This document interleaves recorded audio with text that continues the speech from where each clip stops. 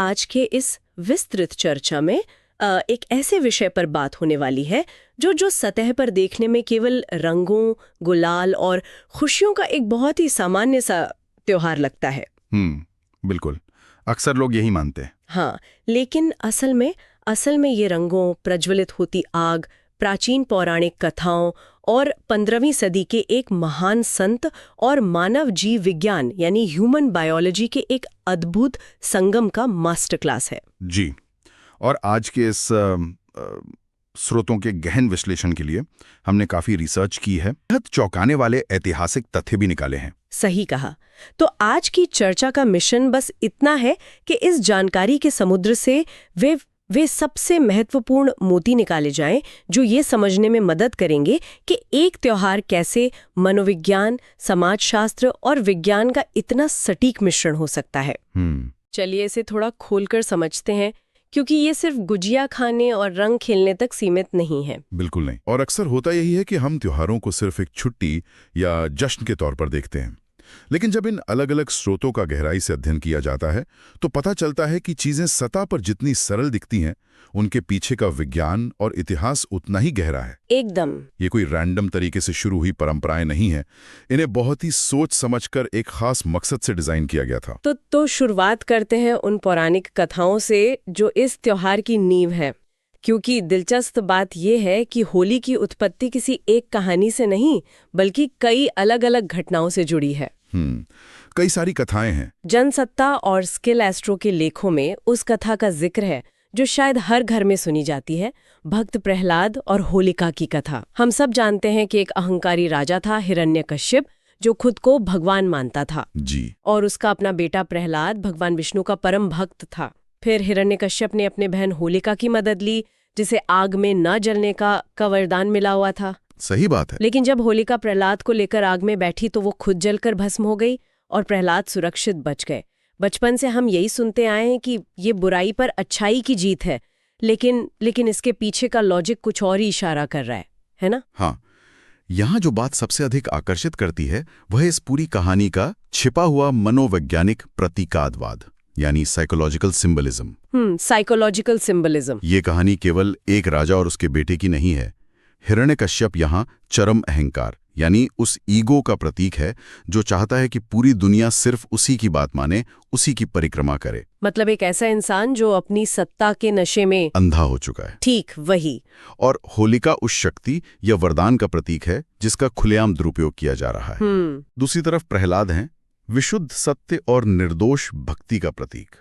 तो जब होलिका दहन होता है तो असल में उस अग्नि में किसी बाहरी बुराई को नहीं बल्कि हमारे भीतर के उसी अहंकार और दुर्भावनाओं को जलाने का संदेश दिया जाता है। क्या बात है। इसे एक तरह का साइकोलॉजिकल रीसेट कह सकते हैं। साल में एक बार अपने ईगो को जलाकर राख कर देना और सत्य की ओर लौटना। क्या बात है, अहंकार को जलाकर एक नई शुरुआत करना। मैं सोच रही थी कि अमर उजाला के एक लेख से एक और बहुत ही दिलचस्प कहानी सामने आती है जो इसी जलाने वाले कॉन्सेप्ट से जुड़ी है। अच्छा। हाँ, कामदेव और भगवान शिव की कहानी। कथा के अनुसार माता पार्वती शिव जी से विवाह करना चाहती थीं, लेकिन शिव अपनी तपस्या में लीन थे। तब प्रेम के देवता कामदेव ने शिव की तपस्या भंग करने के लिए उन पर पुष्प बाण चलाया। इससे शिव जी क्रोधित हो गए और अपनी तीसरी आंख खोलकर कामदेव को उसी फाल्गुन पूर्णिमा के दिन भस्म कर दिया। और इसके आगे की कहानी में एक बहुत बड़ा ट्विस्ट है। वो क्या? जब कामदेव की पत्नी रति ने विलाप किया तो शिव जी ने कामदेव को पुनर्जीवित तो किया, लेकिन मनसिज के रूप में। मनसिज का अर्थ होता है अशरीरी यानी बिना शरीर वाला। तो क्या इसका मतलब ये है कि उन्होंने कामदेव को एक भौतिक शरीर नहीं दिया बल्कि सिर्फ एक एहसास के रूप में जिंदा रखा? बिल्कुल। और ये घटना बहुत गहरा अर्थ रखती है।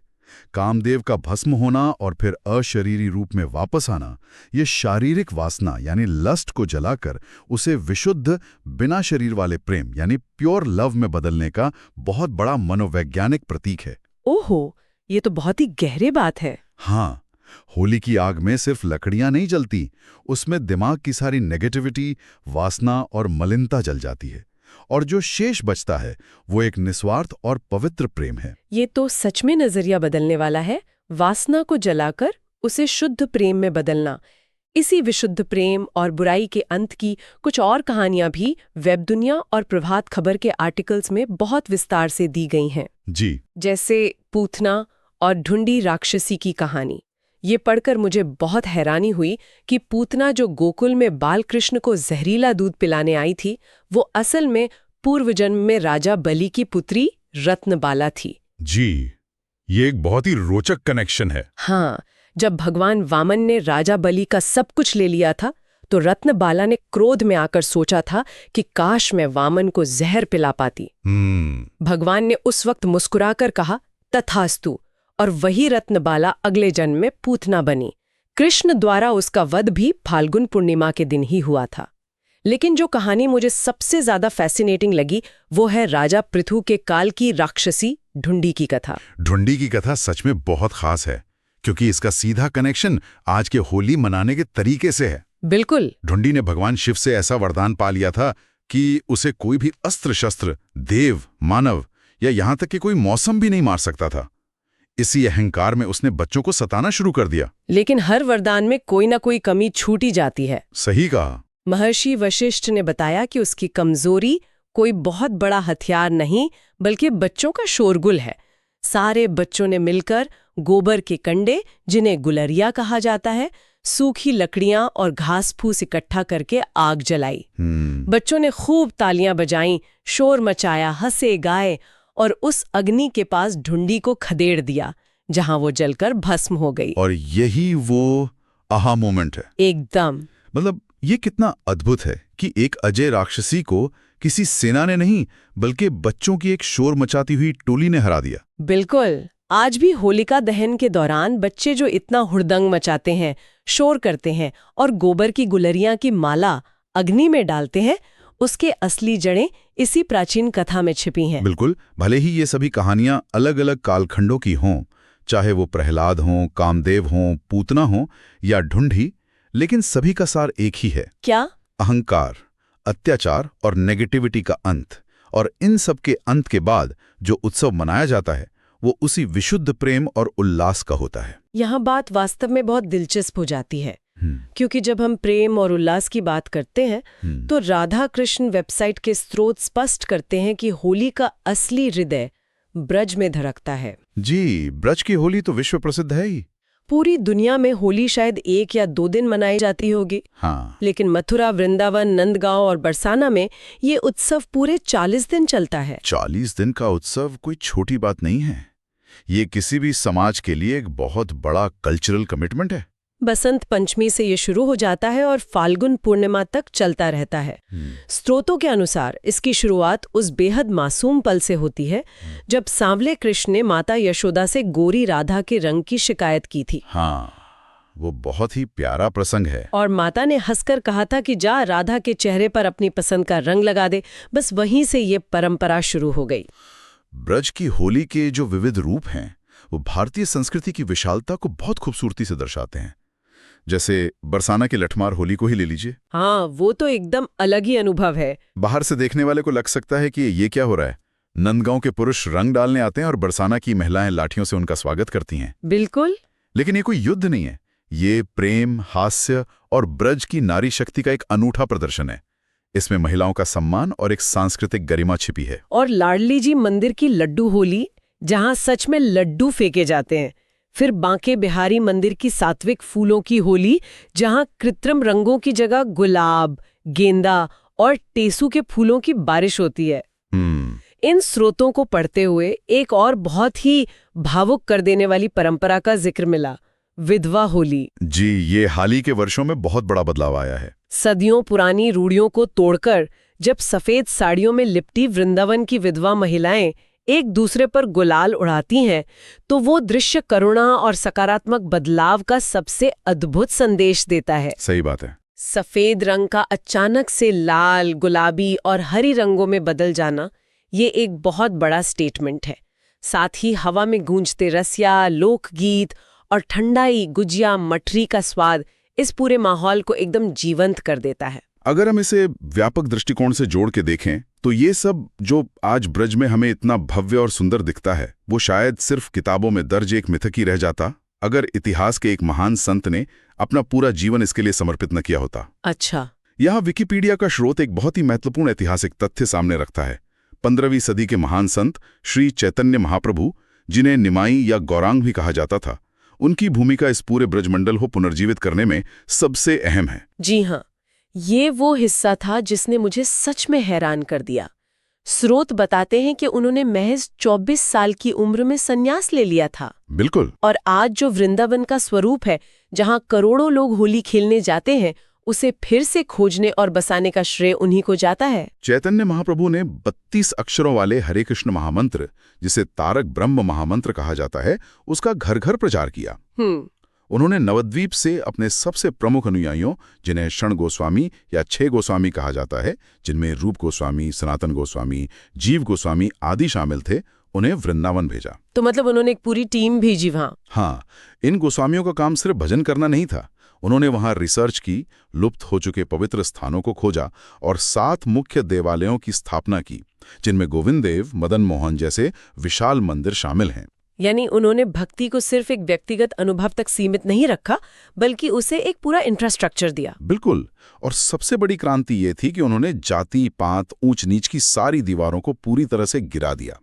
उन्होंने समाज के हाशिए पर पड़े लोगों को, जिन्हें कोई छूना भी पसंद नहीं करता था, उन्हें गले लगाया। ये तो बहुत बड़ा सामाजिक बदलाव था। आज होली के रंगों में जो समानता और भक्ति घुल मिल गई है, जहां कोई बड़ा छोटा नहीं होता, वो उसी 15वीं सदी के सामाजिक क्रांति का सीधा नतीजा है। तो इन सब का क्या अर्थ है?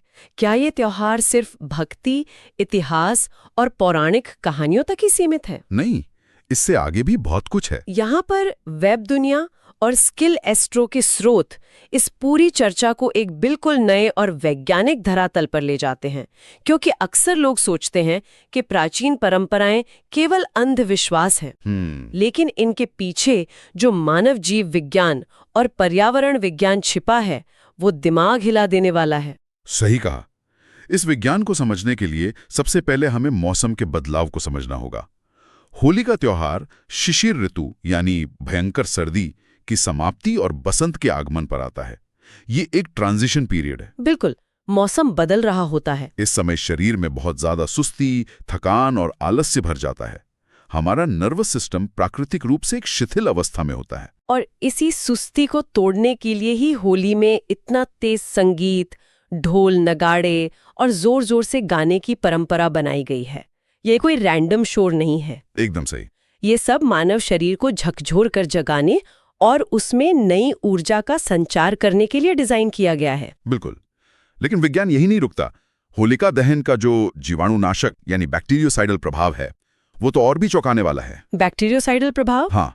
शरद ऋतु के खत्म होने और बसंत के शुरू होने पर पर्यावरण और शरीर दोनों में बैक्टीरिया और वायरस पनपने का खतरा सबसे ज्यादा होता है। स्रोत स्पष्ट रूप से बताते हैं कि जब होलिका जलाई जाती है तो उसकी विशाल आग से लगभग 145 डिग्री फ़ारेनहाइट तक का तापमान पैदा होता है। रुको, 145 डिग्री? मतलब होलिका दहन सिर्फ एक पूजा या अनुष्ठान नहीं है, बल्कि ये एक विशालकाय नेचुरल सैनिटाइजर की तरह काम कर रहा है। एकदम सटीक तुलना है ये। जब लोग उस जलती हुई प्रचंड अग्नि की परिक्रमा करते हैं तो वो ताप शरीर और आसपास के वातावरण में मौजूद हानिकारक बैक्टीरिया और कीटाणुओं को नष्ट कर देता है। क्या बात है! ये एक तरह का मास्टरलाइजेशन या सामूहिक शुद्धिकरण है। अब समझ आया कि होलिका की राख को इतना पवित्र क्यों माना जाता है। स्रोतों में ये भी बताया गया है कि दक्षिण भारत के कई हिस्सों में तो होलिका दहन के बाद बची हुई उस राख को माथे पर विभूति की तरह लगाया जाता है। जी। और अच्छे स्वास्थ्य के लिए चंदन और आम के पेड़ की नई कोंपलों के साथ उस राख का सेवन तक किया जाता है। ये पूरी तरह से एक साइंटिफिक रेमेडी लग रही है। इसके अलावा रंगों की जो बायोलॉजिकल थेरेपी है वो भी बेहद वैज्ञानिक है। वो कैसे? जब ढाक या टेसू के फूलों से बने प्राकृतिक रंग और शुद्ध अबीर गुलाल शरीर पर डाले जाते हैं तो वो सिर्फ बाहर से रंग नहीं बदलते, वे त्वचा को उत्तेजित करते हैं।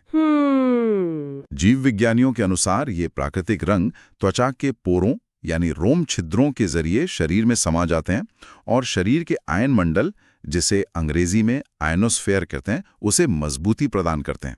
इसे अगर हम थोड़ा आसान भाषा में समझें तो क्या हम कह सकते हैं कि हमारी स्किन पर एक अदृश्य एनर्जी की लेयर होती है और जब टेसू के फूलों का प्राकृतिक रंग स्किन पर लगता है तो वो एक तरह से इस लेयर को रिचार्ज करता है, जैसे धूप हमारे शरीर को विटामिन डी देती है। बहुत ही बेहतरीन एनालॉजी है। ये बिल्कुल वैसा ही है।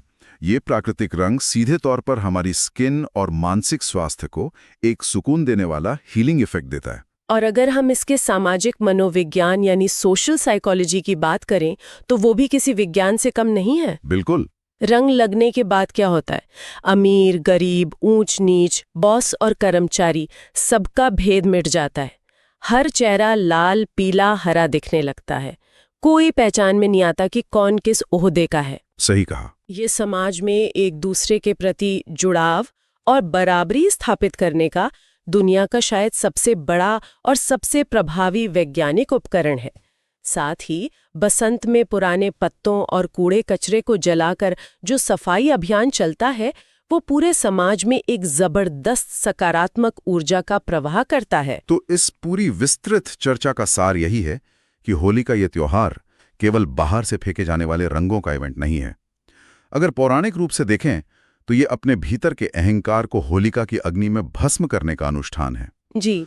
ऐतिहासिक और सांस्कृतिक रूप से देखें तो ये ब्रज और श्री चैतन्य महाप्रभु के विशुद्ध प्रेम और भक्ति का उत्सव है जो समाज को एक धागे में पिरोता है। और अगर वैज्ञानिक नजरिए से देखें तो ये शरीर की सुस्ती मिटाने, वातावरण के कीटाणुओं को नष्ट करने और सामाजिक दूरियों को पाटकर एक संपूर्ण डिटॉक्स करने का शानदार पैकेज है। बिल्कुल, ये ज्ञान केवल एक दिन उत्सव मनाने और भूल जाने के लिए नहीं है। ये जीवन में जमे हुए हर तरह के कचरे को साफ करने का एक बहुत ही जरूरी रिमाइंडर है, चाहे वो कचरा हमारे पर्यावरण का हो, हमारे शरीर की बीमारियों का हो या हमारे विचारों की नेगेटिविटी का हो। इन सभी स्रोतों के आधार पर अगर हम आज के इस आधुनिक संदर्भ में इस पूरी चर्चा का विश्लेषण करें तो एक बहुत ही प्रासंगिक और नया विचार मन में आता है। वो क्या? प्राचीन काल में होली जैसे त्योहार को एक प्रेशर रिलीज वॉल्व के रूप में डिजाइन किया गया था। साल भर का एक ऐसा दिन जहां सारे गिले शिकवे मिटाकर दुश्मन को भी रंग लगाकर गले मिला लिया जाता था और पूरे समाज को मानसिक रूप से रीसेट कर दिया जाता था। लेकिन आज के इस डिजिटल युग में सोचिए हम क्या कर रहे हैं। हम अपने गुस्से, अहंकार और पुरानी शिकायतों को इंटरनेट पर, सोशल मीडिया पर, मैसेजिंग ऐप्स पर हमेशा के लिए सहेज कर रखते हैं। एक स्क्रीनशॉट के रूप में हमारी कड़वाहट हमेशा जिंदा रहती है। यह तो बहुत ही गहरा विचार है। हम सच में अपनी नफरत को डिजिटल क्लाउड में सेव करके घूम रहे हैं। तो विचार करने वाली बात यह है कि इस डिजिटल युग में हम अपना डिजिटल होलिका दहन कैसे कर सकते हैं। क्या हमारे आधुनिक समाज को भी ऐसे ही किसी सामूहिक रीसेट बटन की तत्काल आवश्यकता नहीं है, जहां हम अपनी पुरानी डिजिटल कड़वाहटों, ऑनलाइन ईगो बैटल्स और नफरत को हमेशा के लिए डिलीट कर सकें और एक नई सकारात्मक शुरुआत कर सकें? ये वास्तव में एक ऐसा विचार है जो इस चर्चा के खत्म होने के बाद भी लंबे समय तक जहन में गूंजता रहेगा। अपने आसपास जमे हुए उस मानसिक और डिजिटल कचरे को पहचानने और उसे डिलीट करने की जरूरत आज पहले से कहीं ज्यादा है। बिल्कुल। आज के इस गहन विश्लेषण से जो अद्भुत जानकारियां निकलकर सामने आई हैं, वे निश्चित रूप से इन परंपराओं को देखने का नजरिया हमेशा के लिए बदल देंगी। ज्ञान के इस सफर में ऐसे ही और भी रोचक विषयों को पूरी गहराई से समझने के लिए हमारे साथ बने रहें। हमेशा कुछ नया सीखते रहें और अपनी जिज्ञासा को ऐसे ही जीवित रखें।